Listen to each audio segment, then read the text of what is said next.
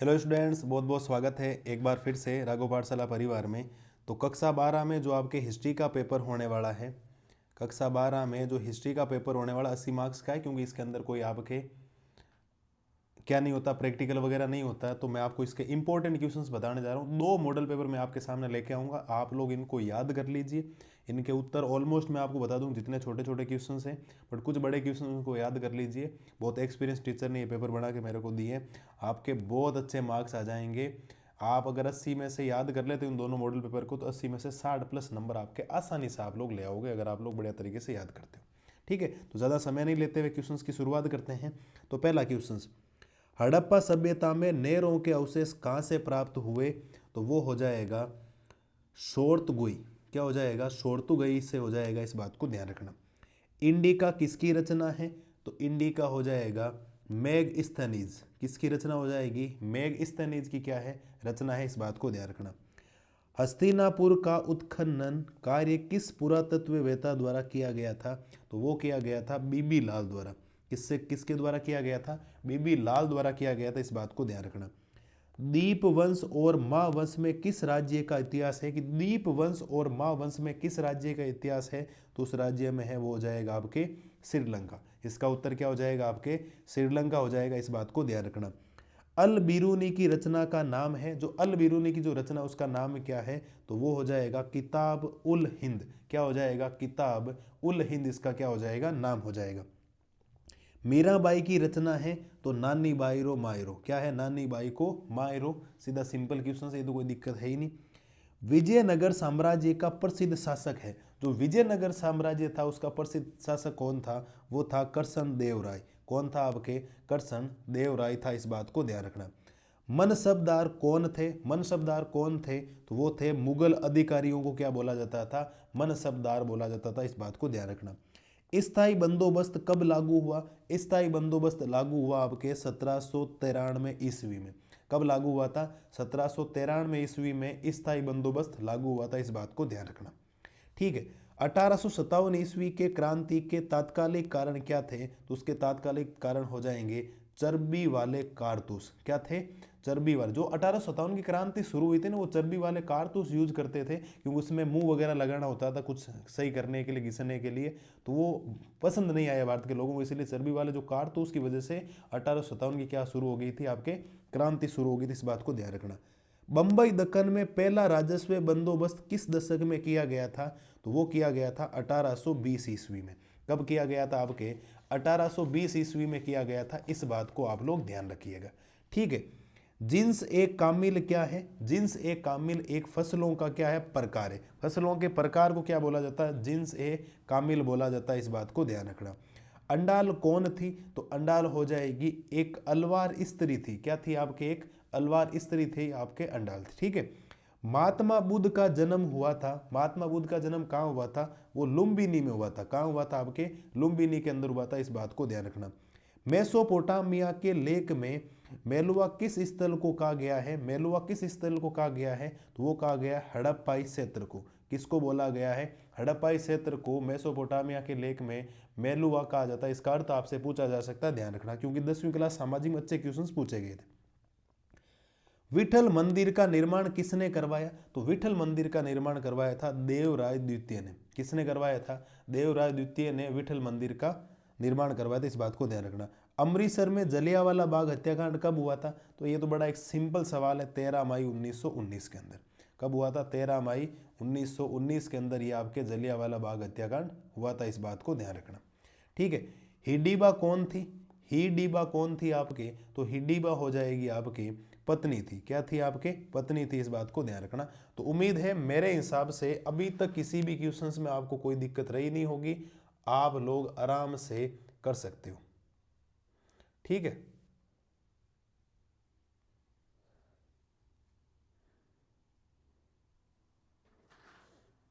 बोलो सर। कोई दिक्कत नहीं। अब हम लोग रिक्त स्थानों को करते हैं, तो रिक्त स्थानों में कोई दिक्कत आपको आएगी नहीं। और ये जो आपके जलियांवाला बाग है, 13 मई 1919 को नहीं हुआ था। जलियांवाला बाग आपके 13 अप्रैल 1919 को हुआ था। कब हुआ था? 13 अप्रैल 1919 को जलियांवाला बाग हुआ था, इस बात को ध्यान रखना। ठीक है, तो ये आपके बढ़िया तरीके से हो जाना चाहिए, कोई दिक्कत आपको आएगी नहीं। ठीक है, अब देखो अगला, मौर्य साम्राज्य की स्थापना कब हुई थी? मौर्य साम्राज्य की स्थापना हो जाएगी आपके 321 ईसा पूर्व। क्या हो जाएगी? 321 ईसा पूर्व हो जाएगी, इस बात को ध्यान रखना। ठीक है, अर्थशास्त्र का रचयिता कौन था? तो अर्थशास्त्र का रचयिता तो सबको पता है, चाणक्य था। कौन था आपके? चाणक्य था, इस बात को ध्यान रखना। ठीक है, त्रिपिटक की रचना हुई थी। त्रिपिटक की रचना क्या हुई थी? वो आपके कब हुई थी? 200 ईसा पूर्व हुई थी, इस बात को ध्यान रखना। ठीक है, एक मिनट आप लोग रुकिएगा। कब हुई थी आपके रचना? 200 ईसा पूर्व। 200 ईसा पूर्व, यानी कि वो हो जाएगा बुद्ध के निर्वाण के बाद। बुद्ध के निर्वाण के बाद हुई थी, इस बात को ध्यान रखना आप लोग। ठीक है, अगला क्वेश्चन, शेख सलीम चिश्ती की दरगाह कहाँ पर है? शेख सलीम चिश्ती की दरगाह कहाँ पर है? वो है फतेहपुर सीकरी, आगरा के अंदर। कहाँ पर है आपके? फतेहपुर सीकरी, आगरा के अंदर। ठीक है, फतेहपुर सीकरी आगरा के अंदर है, इस बात को ध्यान रखना। ठीक है, फ्रांसिस बुकनान एक था, क्या था आपके? वो एक आपका एक चिकित्सक था। क्या था? एक आपके एक चिकित्सक था। क्या था आपका? एक चिकित्सक था, इस बात को ध्यान रखना। ठीक है, तंबाकू का पौधा सर्वप्रथम कहाँ पहुंचा था? तो वो पहुंचा था दक्कन। कहाँ पहुंचा था आपके? दक्कन पहुंचा था, इस बात को ध्यान रखना। तो ये रिक्त स्थान भी आपको ध्यान रखना है। सारे के सारे मैंने बढ़िया तरीके से आपको बता दिए, सारे बढ़िया तरीके से याद कर लेना। फतेहपुर सीकरी आगरा के अंदर शेख सलीम चिश्ती की क्या है आपके? दरगाह है, इस बात को ध्यान रखना। ठीक है, अगला, अलेक्जेंडर कनिंघम कौन था? जो अलेक्जेंडर कनिंघम था ना, वो कौन था? वो आपके हो जाएगा, ये एक भारतीय पुरातत्व था, ध्यान रखना। ठीक है, तो इसका उत्तर हम लोग लिखेंगे भारतीय पुरातत्व विभाग। भारतीय पुरातत्व विभाग का जनरल डायरेक्टर था, इस बात को ध्यान रखना। ठीक है, क्या था? General director. ये इसका क्वेश्चंस का आंसर हो जाएगा। बहिर्विवाह पद्धति की कोई दो विशेषता बताइए। ठीक है, बहिर्विवाह जो हम लोग बाहर वाला विवाह करते हैं, उसकी दो विशेषताएं आपको बतानी है, इस बात को ध्यान रखना। तो इसकी जो पहली विशेषता हो जाएगी वो कौन हो जाएगी? एक गोत्र के बाहर विवाह होना चाहिए। ठीक है, एक गोत्र के बाहर क्या हो जाएगा? विवाह हो जाएगा, इस बात को ध्यान रखना आप लोग। ठीक है, विवाह के एक गोत्र के बाहर विवाह हो जाएगा। और इसका दूसरा जो उत्तर होगा वो हो जाएगा गोत्र ब्राह्मणीय व्यवस्था थी। ठीक है, ये इसका उत्तर हो जाएगा आपके। अगला क्वेश्चन, उल्लुक एवं दावा में अंतर स्पष्ट करो। ठीक है, तो इनमें एक ही अंतर स्पष्ट है, वो हो जाएगा आपके डाक व्यवस्था।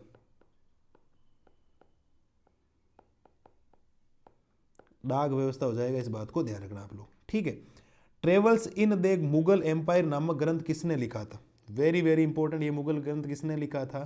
तो ये लिखा था आपके फ्रांसवा बर्नियर ने। ठीक है, बर्नियर ने लिखा था, इस बात को ध्यान रखना। संविधान निर्माण में प्रारूप समिति के अध्यक्ष कौन थे? ठीक है, तो वो हो जाएगा डॉक्टर BR भीमराव अंबेडकर, इसके क्या थे आपके? अध्यक्ष थे, इस बात को ध्यान रखना। ठीक है, मेरे हिसाब से कोई दिक्कत होनी नहीं चाहिए। संविधान सभा की प्रथम बैठक कब आयोजित हुई थी? संविधान सभा की प्रथम बैठक तो वो हुई थी आपके 9 दिसंबर 1946 के अंदर। कब हुई थी? 9 दिसंबर 1946 के अंदर इसकी प्रथम बैठक हुई थी। महाभारत कैसा ग्रंथ है? महाभारत कैसा ग्रंथ है, ये बताओ।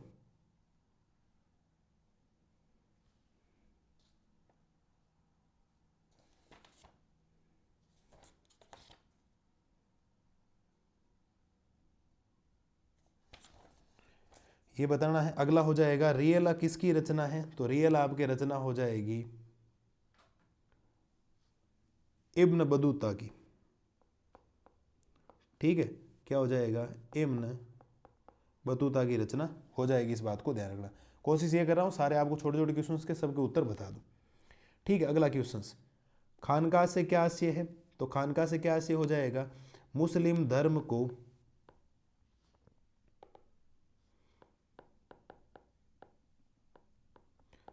मुस्लिम धर्म को निर्देशित करने वाला कानून, निर्देशित करने वाला कानून।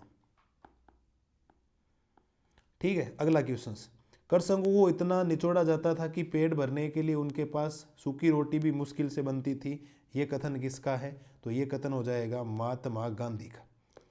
ये कथन किसका हो जाएगा, आपके महात्मा गांधी का हो जाएगा, इस बात को ध्यान रखना। उत्तर क्या हो जाएगा, महात्मा गांधी। ठीक है, संदाल विद्रोह कब हुआ, तो संदाल विद्रोह कब हुआ था, तो वो हुआ था आपके 1855 से 56 तक। कब हुआ था, 1856 से 55 से 56 तक हुआ था, इस बात को ध्यान रखना। तो जितने भी एक एक नंबर के क्वेश्चंस हैं सारे के सारे मैंने आपको बढ़िया तरीके से बता दिए हैं, तो ये आपको ध्यान रखना।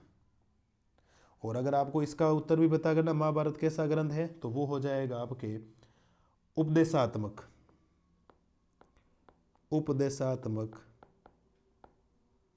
वे।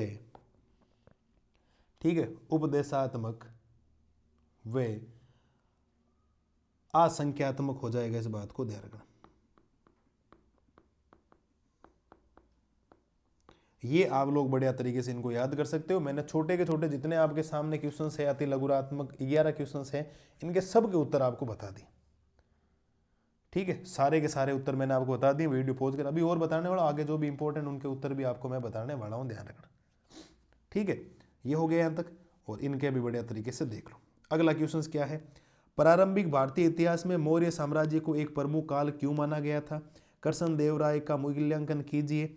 सुदर्शन झील के बारे में आप क्या जानते हो, स्पष्ट करो। धर्मसूत्र व धर्मशास्त्र को स्पष्ट करो। मुगल भारत में भूमि स्वामित्व के बारे में बर्नियर का विरोध क्यों था, परख कीजिए। और अमर नायक कौन था, वर्णन करें। ये बड़े बड़े क्वेश्चंस है, आप लोग इनको ढूंढ के उत्तर याद कर लेना, बहुत इंपॉर्टेंट क्वेश्चंस है। 1857 की क्रांति के दौरान झांसी की रानी का क्या योगदान था। भारत की संविधान सभा ने केंद्र को कैसे शक्तिशाली बनाया। दक्कन दंगा आयोग की आलोचनात्मक समीक्षा कीजिए। मुगल काल के दौरान कृषि समाज में महिलाओं की भूमिका पर मत स्पष्ट कीजिए।